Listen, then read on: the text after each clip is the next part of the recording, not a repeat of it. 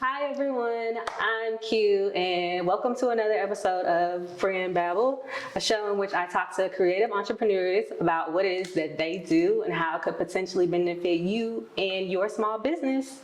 So today we are talking to Lindsey Thomas, the Lindsey Thomas. Hi guys. My name is Lindsey Thomas. I'm a digital marketing analyst. In my day job, I work at Bath & Body Works, and in my business, Yellow Theory Agency, I manage paid media efforts for small to medium-sized businesses. That is a lot. Lindsey is smart, y'all. I'm excited because Lindsey is smart, like way smarter than me. So she gonna break down everything she does, and I got my notes together too because she is a wealth of knowledge, like so young and so knowledgeable. So I'm so excited to talk to her today. I'm excited to talk to you as well. I appreciate you for coming. Of course. Thank you so much. Of course. Thank you for that lovely introduction, Lindsey. So my next question is, what is media buying? So media buying is basically paying for ad space depending on what platform it is. It could be Google, it could be social media, Instagram, TikTok, but you're basically buying ad space on a particular platform so that you can advertise to your customers. So it can be a variety of formats. On Instagram, of course, you guys will see it as a static image in feed. It could be an IG reel, What's IG a static? story. Okay, for the slow people. Yeah. You do this every day, right? Yeah, break it down for sure. Break it down even more if you can. For sure. So different formats are basically going to speak to the way that you advertise. So a static image means that it's just a plain image and it doesn't move. An IG reel is going to be a short form video. It's similar to a TikTok video. You're going to have in-feed video that is the same format. It's going to be one by one, similar to the static, except it actually is a video. Your IG story placement is going to be a placement when you click on the story. So a lot of times people are served ads, and when you are basically buying media, you're paying for those particular ad placements. So that is what the different format, you're buying those different formats so that you can speak to your audience in the way that you can engage them the most to convert. Okay. Yeah. So that's a lot, right? I think I wanted to talk to you about this because it's a lot that goes into it. Yeah. And I think it intimidates a lot of people, especially people that are trying to do it all by themselves. Right. Right. And so Yeah. it's like, I know you do it for small business, but then you also do it in corporate America. Yeah. So, you know, as somebody who does what I do in corporate America and what I do on the freelance side, it's like you see all different sides of it, right? So that helps a lot too. Yeah. So what, I had another question, but I'm having a brain fire. Give me 1 second. I think I know what you're gonna. Paid social. So, but media, so in terms of, I know media buying is encompassing a lot of different kinds of media, but then paid social is just like a subset of that, I guess, right? Yes. That would be, okay. Yes, paid social is going to range from Instagram, Facebook, same entity. A lot of people actually don't know that, so fun fact there. TikTok, Pinterest, Snapchat. So basically there are different business managers within each platform that you create an account on. You can create an advertiser account for like TikTok. You have your Facebook business manager for Instagram and Facebook, and you basically build out ads so that you can serve them to your respective audiences. One thing a lot of small business owners misconstrue or just maybe don't understand is they think boosting posts is the same as kind of like paying for your ads within like your business manager. There are definitely limitations to just like boosting your posts versus just kind of buying the media within paid social, but that's basically kind of what it is. Yes, that's a big one I learned, and I was like, what? When I learned that. Yeah. And for me, I'm not gonna lie to you, I'm lazy, right? So I'll be the one to just be like boost. Yeah. And I know the difference. Yeah. But I think, and you could tell me if I'm wrong, I think the difference is like when you're boosting, you're just not going as many places, basically. Like you're not getting seen by as many eyes as if you're on the business manager. Right. Is that kind of that's not exactly it, but yeah, when you're boosting, you don't have as many capabilities. So when you're boosting, you get to choose a specific audience. You'll get to basically choose your, what we call a core audience, gender, age range, range, location, stuff like that. But when you have the capabilities of using the business manager, you can serve people DPA, dynamic placement ads, that show them exactly what they were looking at on your website. You can get very creative with your formats. You can break it down by reels. And a lot of times people don't even realize that you can specify which specific placement. So when I say, like I was speaking to earlier, static images, video, reels, you can put dollars behind solely serving that and not even serve on any other placement. So when we see video popping up a ton because of the introduction of TikTok, a lot of times people are paying for very specific placements just because they know the best way to engage with their customers. Right. Yeah. So you can basically just make your money more bang for your buck, basically, right? You're not just floating all over the place. It's like that strategy. Yes, you can definitely personalize much more with your business manager. So you can bid even deeper. You can get very, I'm trying to think of the best way to say it that makes the most sense. You basically can just, there are more enhancements with the business manager. Yes. The downside, I will say, in boosting is very simple for someone that just wants to get more eyeballs on their stuff. It's much more user-friendly, but when you get into a business manager, it can definitely intimidate people because the platform can be very confusing. So that is one thing, and that'll be the same with like any other platform, Google, any of that. Once you get into like the KPIs or key performance indicators and all of the numbers that pop up, it can be super intimidating. But that is why you want to hire specialists, because you want to hire people that know exactly what they're doing so that you don't waste money. A lot of times business owners try to pull back budget, and I don't know if you've experienced this, but the first place budget goes typically is marketing. And corporate America is not like that. About to say that again, girl. It is not like that in corporate America. And I tell you, it's so many business owners that whenever they're looking to pull back dollars, the first thing they do is say, oh, it's the marketing. Oh, it's this. Is it social? Is it this? And 9 times out of 10, business owners aren't considering, is it the product? Is it the pricing? Is it the landing page? Is it the consumer experience? Like, they're never thinking that the first thing they go to is marketing. That's important. Yeah. That's a bar. And that's kind of why, honestly, like I like talking about stuff like this, because people don't understand the value of their marketing. Like, marketing is everything. Because if nobody knows you exist, it's like if a tree falls and don't nobody hear it, like Absolutely, that's a good analogy. Exactly, and that's people like you said, they'll be like, oh, it's fine, we just not gonna spend no money on our design, we're not gonna spend any money on, and this is like, when you stop spending money on that stuff, everything goes downhill from there. It shows, absolutely. Yeah, that's Absolutely. important. That's important. So that was amazing, right? Like everything you just said. I need to go back and rewatch this and take notes because, again, this is why she's here. She knows everything. She's like 10 years younger than me. She knows everything. She's a genius. Okay. You just said, you said DPA, dynamic placement ad. I just want you to break that down. For sure. So basically, a DPA ad is a technique that you use to kind of push a consumer over the edge. So a way to kind of put it in layman's terms is, you know, when you're on social media or when you're on the web and it's a product that you've been viewing for a while, you've been waiting for the price to drop, you've been like, I'm going to get it at the end of the month, I'm going to get it after I get paid. Well, us as advertisers, we know that you added that product to your cart. We know that you've been viewing the product because we basically can track a consumer's steps within their buyer life cycle. So when you take the steps to add to your cart, to view the content, to put in your payment info, but then you like pull out, we bucket you into an audience and then we will serve you an ad to push you over the cusp. So basically where a DPA card comes in is it is an ad that is meant to serve people specific stuff that pulls directly from an advertiser's catalog. So a catalog is saying the products that are on their website. So if you were looking at this t-shirt, you added it to your cart, we're going to put in a DPA card ad so that we can not only show you the products that you were looking at, the exact item, we will also pair copy that, which is basically the text, the primary text within the ad that says, hey, we know you've been viewing this product. And some advertisers, some business owners don't really like to do it, but we may also put a discount code in there so that you can save 10% off so that you just go ahead and get it. Because our intent now is we know that you're a high intent customer. We know that if you added it to your cart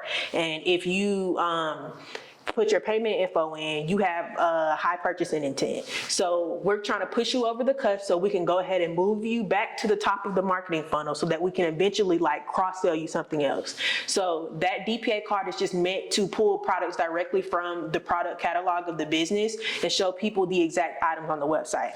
Now, a difference between this and a regular ad, with a regular ad, you're uploading a picture to show them exactly what you want them to see. Whereas the DPA card is just pulling an item and the picture directly off the website. So it's gonna look exactly how it is on the website, but you just customize the text. You can even add a lead card or end card that may show something different, but the meat of the ad is gonna show products directly from the product catalog. Like, yeah, it's just showing you the thing, like. Yep. So would this be the same as a retargeting ad? Is that the same thing, or what's the difference? That's a good question. So DPA can be prospecting or it can be retargeting.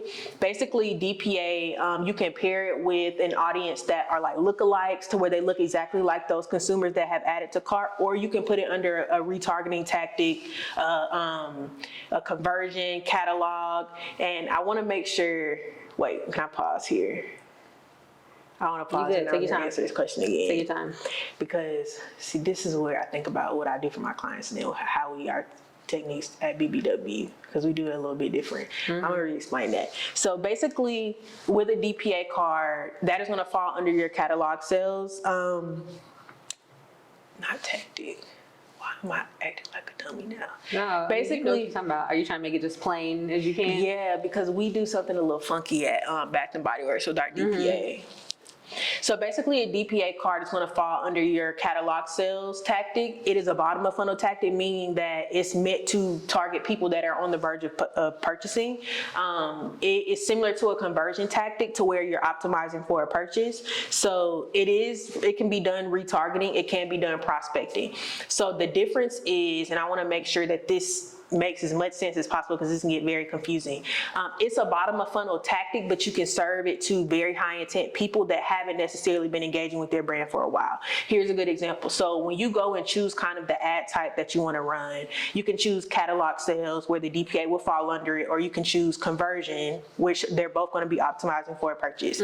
Now, when you go and actually get to the meat of the audience, you can make that audience prospecting. You can make that audience retargeting. However, it depends on kind of what your strategy is or what your intent is, but the actual ad type is going to be a catalog sales ad, and most ad types that most people are using to optimize for a purchase or to get consumers to buy a product is going to be your conversion. I got you. Other ad types that a lot of people will use to drive traffic, brand awareness, you're gonna have your traffic, you're gonna have your brand awareness, reach, you're gonna have video views, and a lot of these we recommend to small business owners that are just getting their feet wet to kind of build their data. So just like awareness. yes, so it's gonna raise awareness, it's gonna drive traffic, it's gonna drive people to the heart of your website so that we can retarget them. Yes. So we basically use all of this information, all of it's stored on a pixel. So within paid social, it doesn't matter what platform you're on, you're gonna be using some sort of pixel that houses the data, and we kind of segment the data based on consumer. And I'm gonna stop you right there, because now you gotta explain what a pixel is. Okay, so a pixel is basically something that is placed on the back end of a website, and it pulls kind of it tracks what a customer does. It's basically like holding all the data, Yes. right? And this is something that you have to set this up in Facebook? Yes. So to retarget, to kind of track customer journey, you're definitely going to want to set up the pixel. And this is why you have to use the business manager instead of boosting, because Absolutely. you need the data to basically, you know, align everything else that you're gonna do. For sure. If you don't have your customer data, you're just kind of throwing darts at the wall. This is also why you need your Google Analytics set up, so you can see who's visiting your website. Like all of these things, Absolutely. they all go together. So I wanted to, just for the people in the back, if you don't know what that is, because that's also kind of confusing to set up, which is why you do It need somebody is. to help you with this. Yeah. But you really need it to exist. Absolutely. That definitely falls within one of the capabilities that you get from the business manager versus boosting. Something people will find, that stuff that the data from you boosting does stay housed in your business manager once you do set it up, but you aren't going to be able to kind of use a pixel to kind of target people in a very specific way. So yeah, Because you can definitely take that fall. pixel and you can put it on your website. Yep. That pixel, when it lives on the website, you can see how many people have viewed your cart and have viewed the content on your website, on your main landing page within a 28-day window, added to cart, purchased. So you can see all of that directly on that pixel. And so for us as advertisers, we build audiences based on that because we want to speak to people based on where they are in their buyer journey.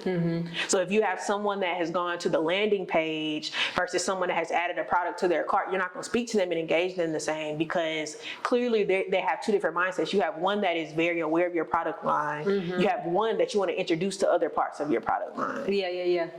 Absolutely. Yeah. And all of that is important, and it's all very layered. Like it seems simple. It does. But it's not simple. So but you need somebody who's just like enthusiastic about it. Yeah. Like young Lindsey to just, you see she's nerding out over here. Like again, you see me, I'm like I know what she's talking about too, but I'm still like, listen, I'm here for the knowledge. Okay. Yeah, a lot of people don't know the ins and the outs and like how technical paid social can be. And I think it's because it's a platform where you can post organically and not put paid dollars behind it. So people think you kind of paying for ad space is the same as you just like uploading a picture. Totally different. Totally different. Yeah, because it's like everybody's been hit. You know what I'm saying? Yeah. You've looked at something and it's like now it's in your dreams. It's like, you want to buy this, but that's the people who know what they're doing. Right. Like, the people who's really putting, the right people behind the ads and the social, they're the ones popping up first. Absolutely. They're the ones popping up on your timeline. And that's how, once you get to a certain level, I don't think all entrepreneurs need to just out the gate start dumping all their money into marketing. And that's something we can touch on in our next question because that's important to talk about too, budget.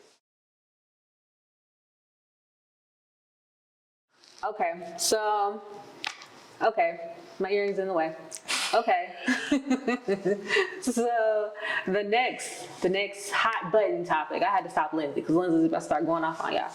My next question to Lindsey is, let's talk about budget, right? Because this is a big deal. And I think a lot of people, if they know nothing about ads, one of their first questions is going to be, how much money should I spend? Like there's no one size answer fits all to that question. Right. So for small businesses or people who are looking into just, paid social or just in general, like talk about budget. Can your budget be too low? Like, I don't know, just talk about it because you have experience. Definitely. Your budget can for sure limit you. A lot of times people think, and I also want to say the larger your business grows, the more dollars you want to put behind your stuff because you want to be able to reach your maximum audience. But one baseline, I would say a couple years ago in a paid social space that we would go on when dealing with like smaller, medium-sized businesses would like start with $400 to $500 on like Facebook, Instagram for 1 month's time period. That doesn't hold true as much. There's so much competition in the auction. And especially since COVID, a lot of people have joined the e-commerce space. So you have a ton of people that you're competing with from like an ad perspective. So if you do kind of limit yourself from a spending perspective, your ads will not perform. I had a call with one of our Facebook reps literally like a couple days ago, and they were saying they actually recommend $50 per day. For just across the board, just like general $50 per day. Yes, and it's funny because we used to 2-3 years ago in the paid social space, we used to start people off with $10 a day. So just think about how much progression there is there. You also have to think there's people, Bath and Body Works, on a low end day, we spend $7,000 a day. On a high end, we're spending up to like $900 when it's holidays million. And all of that. Right. Yeah. So when you're competing against advertisers that are spending so much, they're favored in the auction. You also have to think your spend is going to pair along with your creative. It's going to pair along with your formats that you use. So it's a ton of stuff that goes into play for Facebook to say, we're going to favor you and place you right in front of the ideal people. You have to look the part. Facebook is not just going to throw you up there because you spend the money. Absolutely. Like, you think that you throw the money at them, they go, that's not how it works. For sure. And okay, you throw it at them and your creative is not good, or your images or your graphics, people are going to continue to scroll by you. You're going to be paying so much for people to engage. It's going to be ridiculous. You're just going to be wasting money. I didn't say it. She said it. You're going to be wasting money. So when people try to skimp on like photographers, when people try to skimp on graphics, when people try to skimp on all types of stuff that is like creative, you will pay for it. And see, it's going to vary per platform. Instagram and Facebook versus TikTok is going to be different. Now, something that Facebook tells us every single day, they're favoring lo-fi creative. And if people don't understand what lo-fi is basically saying creative that is more native, more like selfie oriented, more influencer based. Now, stylized is something that is a little more edited, a little more crisp. A lot of times people feel like, oh, for stylized, you have to pay someone or you have to go and have like a photographer glamorize it. You can have photographers do lo-fi. It's just a matter of how they actually style it. So you just want to make sure that you're following Facebook best practices, 125 characters within your copy. Look it up. You can find it on Google. Look up Facebook best practices when you're trying to advertise to make sure that you're following those best practices so that you can engage people. And so they change so much. They change. They definitely change because when they're trying to compete with TikTok, that is why they're leaning more on lo-fi. That's why they're leaning more on video. Because they're trying to like bite. Yes. So and they change very often. Because when I was working, in my Atlanta office team, it was like that too. It was like every so often you get these emails, and it's like, here's what Facebook doing. Right. Read this email, and it's a long email. Like and they come often. Yeah. Like, and you have to, like you said, you have to know. You can't just ignore that stuff. Absolutely. Because all that affects whether your stuff gets placed or whether it don't get placed. It does. And here's a good tip that people need to consider when repurposing content. So from an organic perspective, people want to repurpose content across different platforms. You could take a video and repurposing, it just means like using the same thing across different platforms. Yes. In case y'all don't know, that it's basically kind of reusing the stuff, just like she had mentioned. You can use something on YouTube. You can cut it down, put it on IG. You can reformat it, put it on TikTok. Now, from the paid perspective, TikTok content is always going to perform great on Facebook and Instagram. Instagram and Facebook content is not going to always perform great on TikTok.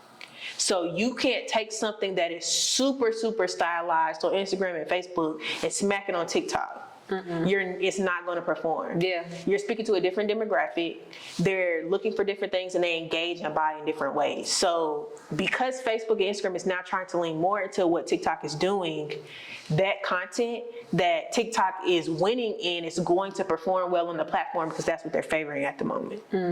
So that's just a tidbit for people that are trying to like repurpose content from a paid perspective, organic perspective, all of that. And that's also why you need to know who your audience is. Absolutely. Because it's like, it might not be a point in doing all of that, right? If your audience is people 55 and over, why are you making TikTok content? Like, I'm not saying they're not there. They're there. They're absolutely there. But are they the majority? No. It's just like you got to make it make sense, especially money is tight for everybody in every way. So it's like you got to make your dollars go, as far as they can in the best and most practical way that they can go. 1000%. And it's to her point, and I know everybody in marketing has dealt with this.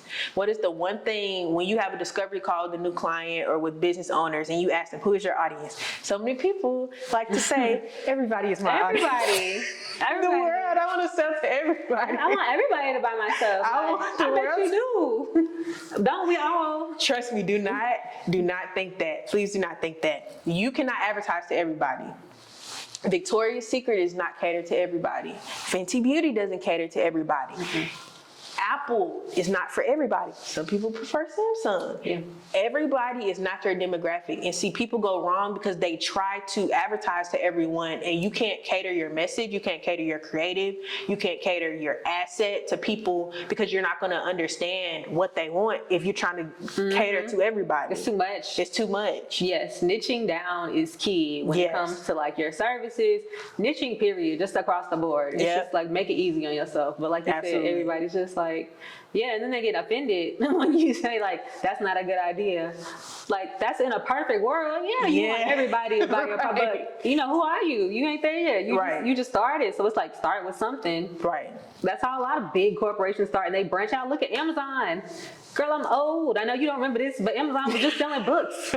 When I was a college student, Amazon was selling books. No way. Like, I think they started selling stuff when I was in college, but like when I was young, they just sold books. And then they started selling things. I remember being like, why is Amazon selling t-shirts? It's stupid. Yeah. It's like Amazon literally sells everything now, but Amazon started off selling books. They started off with one thing. And you knew them at the bookstore. Yeah, and they was a good bookstore. And then, you know, then it was like, hey, how about this? But that took like years and years and years and years and years to do. And a lot of money. Correct. So, because you start with one thing, you add complementary products that work well with that thing, and then people start to want more and more, and it starts to make more sense. What is it? The grocery stores now, you can walk right in, and like how technology is advancing, they're adding tech into like grocery store. Like it's just so you walk out, you don't have to check out. They just like check you out. Right. You gotta walk before, you know what I'm saying? You gotta crawl before you can walk. Yeah. People be wanting straight at the gate just to be like, and it's like, that's not how any of this works. It's like you're gonna burn out like that, and then you're gonna be like, this isn't working. And it's like, it can work. Right. But you know, you just gotta keep your focus.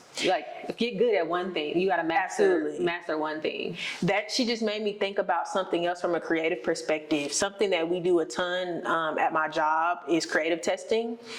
I think this is something small and medium-sized businesses probably don't do a lot of. Every single time, and I say a big day, what we call a big day at Bath & Body Works is about every weekend we have like a really nice offer, a really nice promo. So that means we're gonna put a lot of,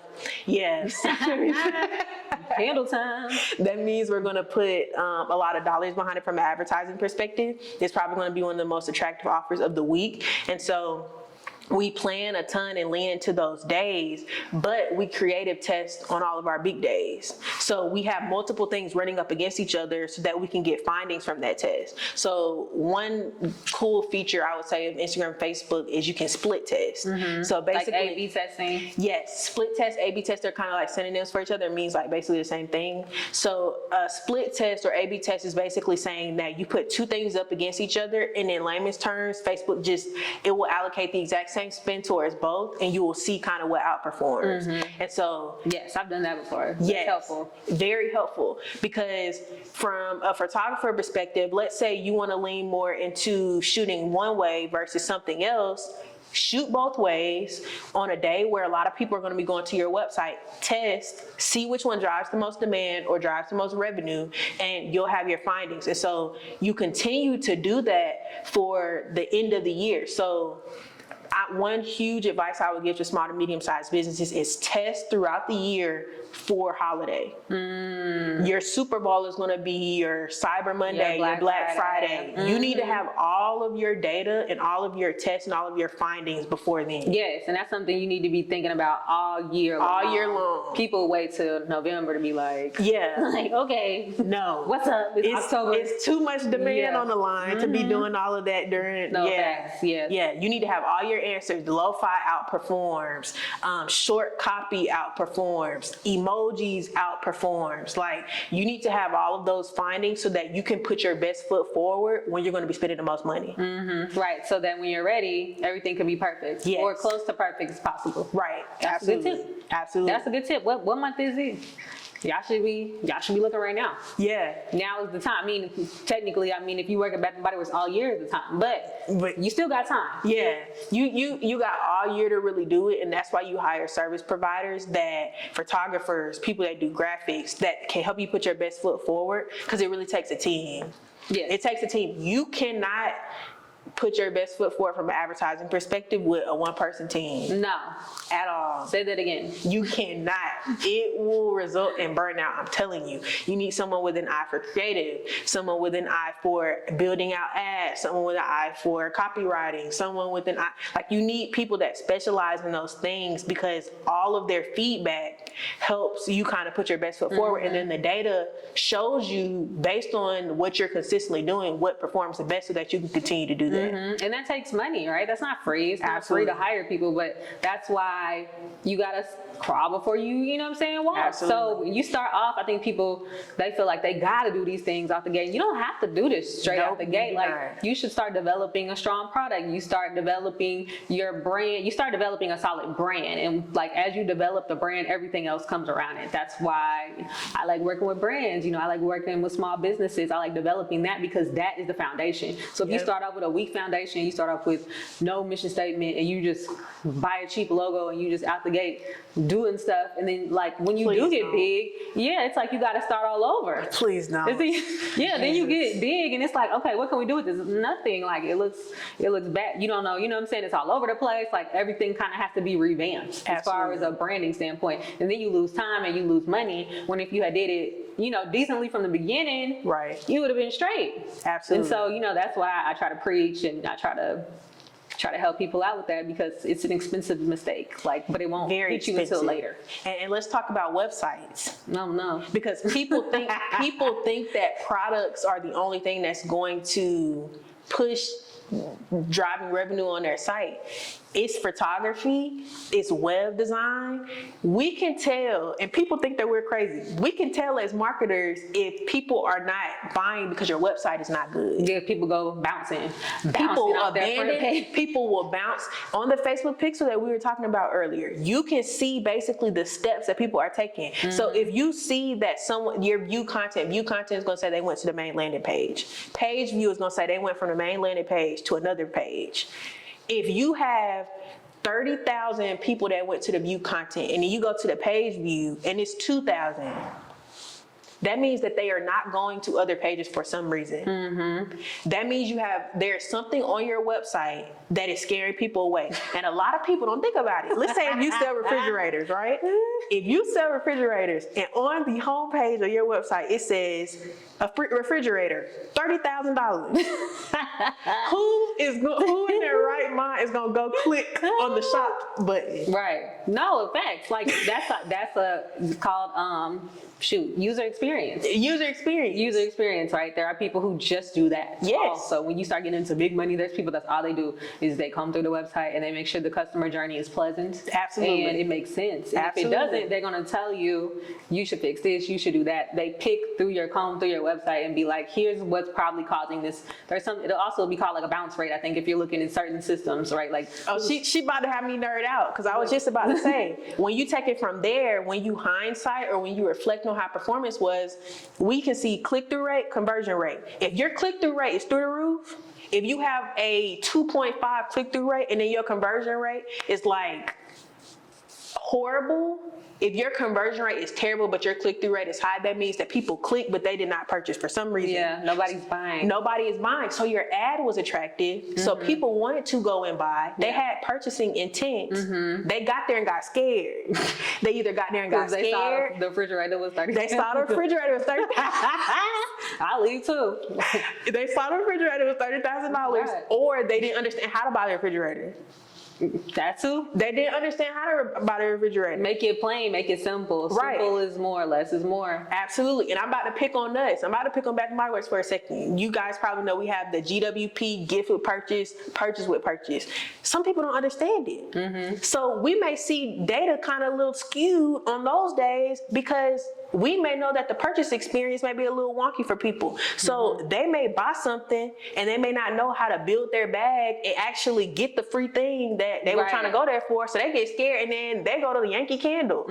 Exactly. And that's all it takes. And people, again, people get offended when it's their idea and their thing. Well, this is what the internet's like. It's not about, that's not how your thing is bad. It's not your idea is bad. Right. But I tell people that goes with your creative too. That goes with your logo. That goes with your anything. If it's too wordy, if it's too much anything, if it's too busy, people's brains are simple. We have like our attention spans are getting shorter. You could Google that. Our attention spans are getting shorter, literally. Like they've gotten shorter in the past. I don't know.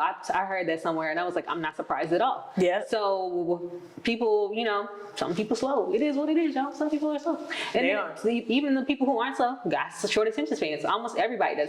You have a short attention span. So I'm like, who are people to demand that somebody just be looking at their stuff? And it's like, you just think everybody everybody's just gonna become with your stuff. It's like, nah, people, it's all like you said, it's competition. It's competition. It's competition everywhere. So you need everything to be simple and to the point. Like, Absolutely. I want this thing. Have you seen the 40-Year-Old Virgin? Yes. Do you remember when he kept going to the store and she was like, we sell stuff on eBay. She was like, you go to the store. Like, he would go in the store and there was stuff in there, but you couldn't buy it in the store. You had to buy it on eBay. Yeah. And he was like, I have money. Can I have these shoes? And she was Right. like, no, you gotta get on eBay. He was like, here's my money. Yeah, Let me can I have these just get shoes. 'em? That's the same thing. That's what Right. people, they be like, here, take my money. And if you don't give them an easy way to take their money, they're gonna leave. Abandoned.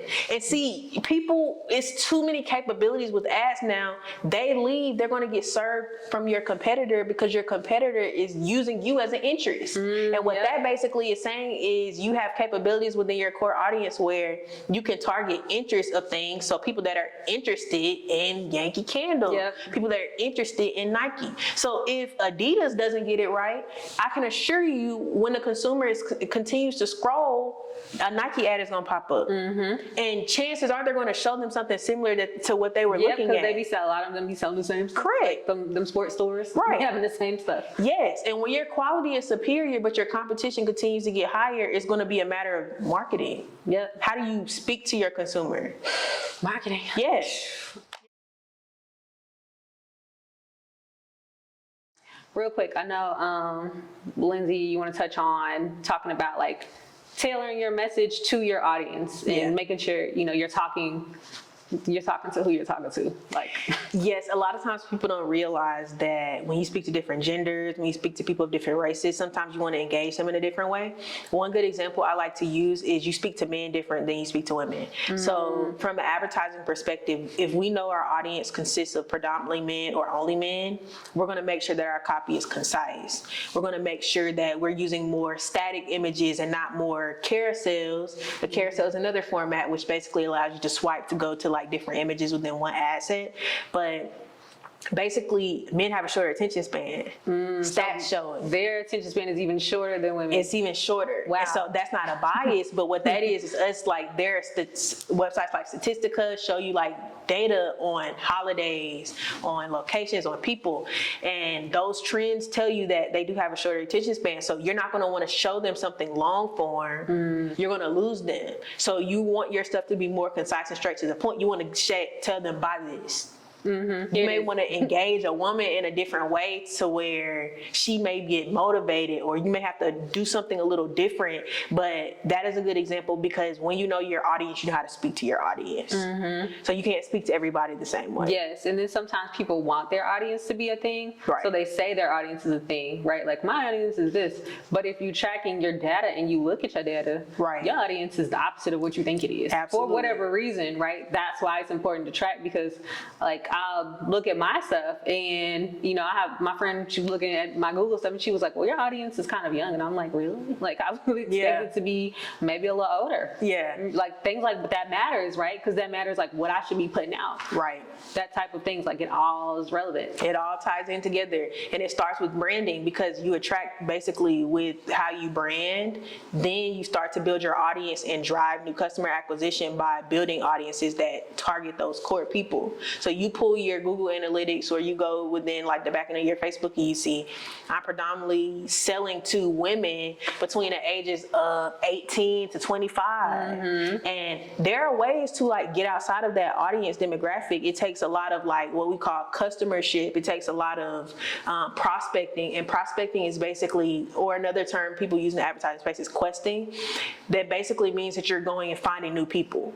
So from paid social perspective, that means you will want to be driving traffic ads, reach ads, brand awareness ads to kind of build that new audience so that you can segment out. You always want to start with your core audience, but you can segment out and kind of attract a new demographic via that avenue of like those different ads. Right, but that takes time. time. It definitely does. Yeah, like experts. It does. You don't just do that on your own, and you don't just do that after a year or with Men's Shop. And I keep thinking about it because I spend most of my time working with BBW, but we're rolling out Men's Shop. So we know our core audience is women.